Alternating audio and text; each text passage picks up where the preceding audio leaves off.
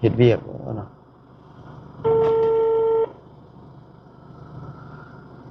บ่ใจก็ร้อนใจได้จังให้มันแล้วนะพี่น้องฮัลโหล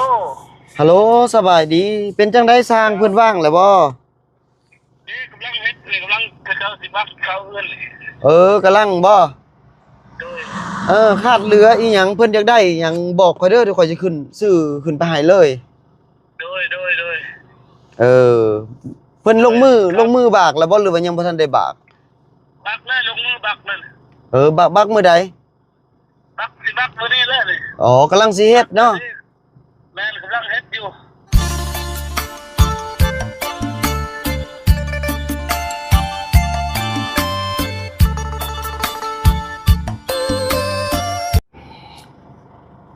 สบายดีพี่น้องเป้าปลายเบิดทุกคนยินดีต้อนรับที่ช่องพอใจมื้อนี้พอใจสิมาอัปเดตเรื่องการสร้างบ้านให้น้องเปี้ยเนาะพี่น้องเนาะน้องที่รับพิการนะน้องเปี้ยเดี๋ยวสิโทรหาว่าสร้างเพิ่นว่างแล้วบ่เพราะว่าพอใจก็จักเร่งให้เพื่อนมันแล้วซะจังให้เราได้อยู่นะพี่น้องเพราะว่ารับเงินจากผู้ใหญ่ใจดีมากระโดนเติบได้จ่ายแต่ค่าไม้อย่างเดียวตอนนี้คันว่าเพิ่นว่าเตรียมพร้อมแล้วสิเฮ็ดแล้วเฮาสิได้ซื้อพวกสังกะสีไปแล้วก็พวกฝาแอมฝาหยังแล้วก็เก็บเงินค่าสร้างค่าหยังให้เพิ่นเลยนะเดี๋ยวโทรไปถามคนนั้นดูแลอ้ายตัวผู้อยู่ร่วมกันกับเราเบิ่งเดี๋ยวฟังนำกันเด้อพี่น้องนะบ่ใจกำลังโทรหาตั้งแต่ฝนตกมื้อวานนี่ก็ฝนตกคือกันแต่ว่าค่อนข้างจะยากช่วงฝนตกนี่แหละก็เลยล่าช้าแหน่บ่ฮู้ว่าสร้างเพิ่นเฮ็ดอิหยังแล้วบ่นะถามเพิ่นเบิ่งเพิ่นขาดเหลืออิหยังเดี๋ยวว่าสิให้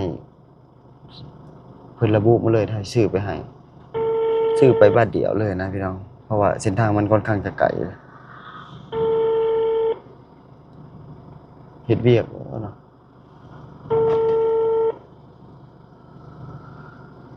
บ่ใจก็ร้อนใจได้จังให้มันแล้วนะพี่น้องฮัลโหลฮัลโหลสบายดีเป็นจังได๋สร้างเพิ่นว่างแล้วบ่นี่กำลังเฮ็ดเลยกำลังเขาสิบักเขาเอื้อนเลยกำลังบ่โดยขาดเหลืออีหยังเพิ่นอยากได้อีหยังบอกข้อยเด้อเดี๋ยวข้อยสิขึ้นซื้อขึ้นไปให้เลยโดยเออเพิ่นลงมือบากแล้วบ่หรือว่ายังบ่ทันได้บากบักเลยลงมือบักนั่นบักมื้อใดบักสิบักมื้อนี้เลยกำลังสิเฮ็ดเนาะแม่นกำลังเฮ็ดอยู่โดยคันว่าขาดเหลืออีหยังแล้วโทรมาบอกข้อยเด้อโดยโอเคถ้าเป็นจังใดเดี๋ยวโทรหากันจ้าขอบใจคือจังซี่พี่น้องเพิ่นเริ่มบากมื้อนี้โอ้เบาใจว่องโลดเฮาอยากให้มันแล้วนะเพราะว่าผู้ใหญ่ใจดีเพิ่นก็เข้าใจอยู่ว่ามันฝนตกฝนหยังแต่ว่าเฮาเองนี่แหละร้อนใจนะร้อนใจแบบอยากให้มันได้อยากให้มันแล้วซะเพราะว่าในการเฮ็ดเรือนปึ๊บคันว่าแล้วเดี๋ยวจังใดก็เช็ดห้องน้ำเลยเฮ็ดให้เขาเจ้าได้ใช้เลยสงสารน้องพิการนั่นแหละลำบากแล้วฝนตกแห้งอะหลีอะหรอช่วงบางหลังน้ำจนท่วมทั้งเมืองสิโปนก็ท่วมไปหลายหลังอยู่แต่ว่าบ่ท่วมหนักคือปีก่อนๆพี่น้องเพิ่นเริ่มบากมื้อนี้เดี๋ยวถ้าฟังแต่อย่างเดียวว่าเพิ่นต้องการให้เฮาซื้อหยังไปให้เพิ่นแล้วเฮาก็จึงได้เก็บเครื่องเก็บของอิหยังไปให้เพิ่นเลยก็คือเฮาได้ร่วมกับเพิ่นแล้วเรื่องการเฮ็ดเรือนเฮ็ดชานนะว่าแนวใดขุดดินลงบ่เฮ็ดให้มันสูงหลายเกินไปเพราะมันอยู่ชายแดนกับเวียดนามพุ่นเด้ห่างจากบ้านเฮาไปก็โอ้เกือบ200พุ่นไปจักไกลเด้ชายแดนบ่แม่นบ้านดงเด้เลยซื้อไปให้เพิ่นเลยสิ่งที่เฮาคาดว่าน่าจะไหวอยู่ดอกเนาะเพิ่นต้องการสังกะสีจักแผ่นแต่ว่าเรื่องการแอมนะเฮาบ่ได้ใช้ไปพวกฝากระจาดฝาอิหยังได้เพราะเงินมันพออยู่แล้วเฮาสิซื้อเป็นพวกแผ่นนั้นแผ่นเรียบ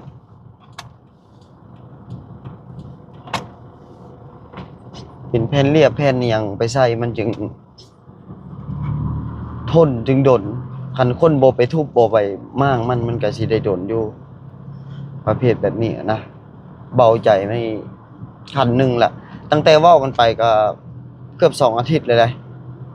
คือว่าในช่วงหลังๆนี่สร้างเพิ่นเขาไปรับงานนั้นมุงหลังคาอยู่บนอื่นก็น่าจะเฮ็ดเวียกบ่ได้และฝนมันตกนะเพิ่นน่าจะเขาก็แล้วก็กำลังบากเสาเดี๋ยวสิไปอัปเดตให้เบิ่งเด้อพี่น้องเด้อว่าจังใดเรื่องต่ำเรื่องสูงนี่เว้ากับเราสิเข้าใจอยู่บ่เฮาอธิบายแล้วว่ามันต่ำๆคันใดประมาณคันหนึงคันไปเฮ็ดจู้พื้นเลยก็เฮ็ดบ่ได้พี่น้องเสี่ยงต่อพวกแมลงอหยังนั่นแหละพวกขี้เข็บแมงงอดสิมาตอดเพิ่นมันดนรู้สึกว่ามันดนแห้งอีหลีนะไม่ก็ได้แต่ดนๆแล้วพี่น้องได้เป็นเดือนปลายแล้วเนาะไม่นะประมาณเดือนหนึงแล้วไม่นะคันปะไว้โดนตากฝนหลายย่านมันบิดย่านมันงอแน่ว่าใจก็ฮ้อนใจแต่จะให้มันแล้วก็สิว่าจบเคสนี้เฮ็ดห้องน้ำห้องในหยังเรียบร้อยแล้วเฮาก็สิได้เดินทางเปลี่ยนเส้นทางไปในเขตอื่นอีกหั้นนะคือในตอนนี้ก็รอแต่เฮือนหลังนี้หลังเดียวจะให้มันแล้วเสร็จสมบูรณ์ในเมื่อว่าสิเฮ็ดแล้วเฮ็ดให้มันแล้วเฮ็ดให้มันสมบูรณ์เลยเฮามาคิดไล่เบิ่งว่างบประมาณในการเฮ็ดเฮือนเบิดเท่านี้ส่วนที่เหลือเท่าใดก็สิได้เฮ็ดห้องน้ำห้องในเพิ่นก็มีFC ทางฝั่งไทยเพิ่นคนหนึงได้เพิ่นสมทบมาเงิน10,000ในการเฮ็ดห้องน้ำนี่นะพี่น้องแต่ว่าเพิ่นว่าพ่อบ่ว่าจะก็เลยว่าคันพ่อบ่พอก็บ่เป็นปัญหาดอกเพิ่นสมทบมา10,000แล้วคันบ่พอเฮาก็สิสมทบต่อหั้นนะพี่น้องแต่ว่าคือเดี๋ยวนี้ก็มีคนถามอยู่ถามเรื่อง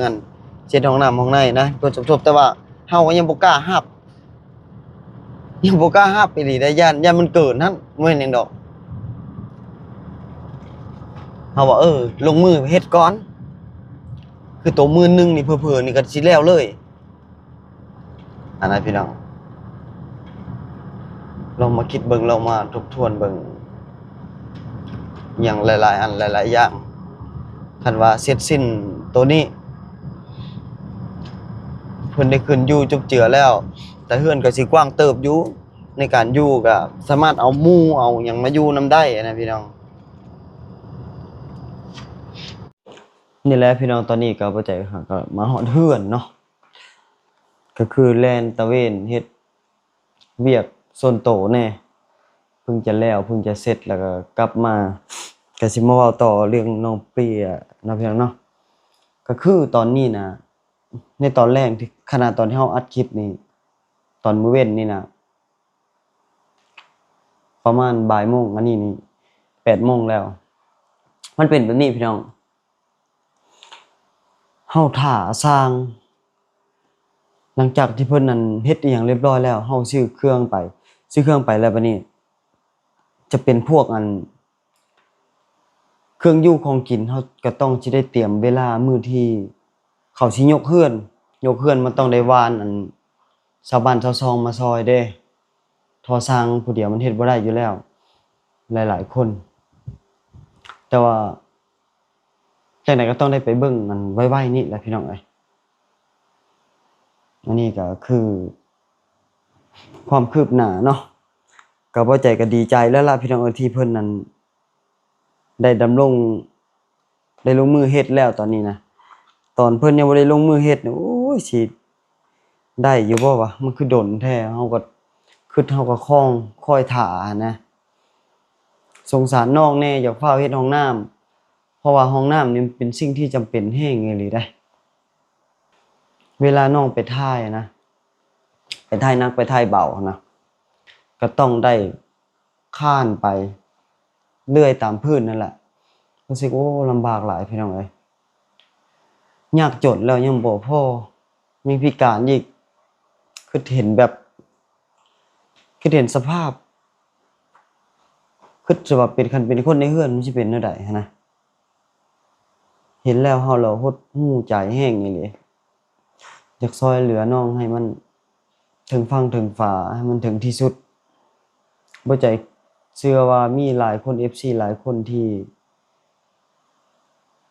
อยากซัปพอร์ตน้องอันนี้เฮาก็ดีใจหลายเนาะพี่น้องเนาะที่ FC หลายๆคนสงสารน้องอยากช่วยน้องเดี๋ยวรอเบิ่งคลิป EP ตอนต่อไปเด้อพี่น้องเด้อว่าสิเป็นจังใดกะรอไปเบิ่งไปลุ้นนํกันว่าฮอดไสแล้ว EP ตอนต่อไปคลิปนี้ก็จบเพียงเท่านี้ก่อนถ้าว่าผิดพลาดประการใดก็จะขอโทษขออภัยการที่มาเฮ็ดคลิปอันนี้ก็มันโดนโพดแล้วก็เลยอยากมาเฮ็ดให้มันให้ FC ผู้ที่ติดตามอยู่ว่าฮอดไสแล้วนะพี่น้องอยากให้รับรู้นํกันว่าฮอดขั้นตอนนี้แล้วเราก็ดีใจพี่น้องเอาขอให้ทุกท่านโชคดีอยู่ดีมีแรงขอให้ร่ำให้รวยเด้อเบิดทุกผู้ทุกคนเดี๋ยวไปก่อนพี่น้องโอเคขอบคุณผู้ใหญ่ใจดี FC ทุกท่านสบายดี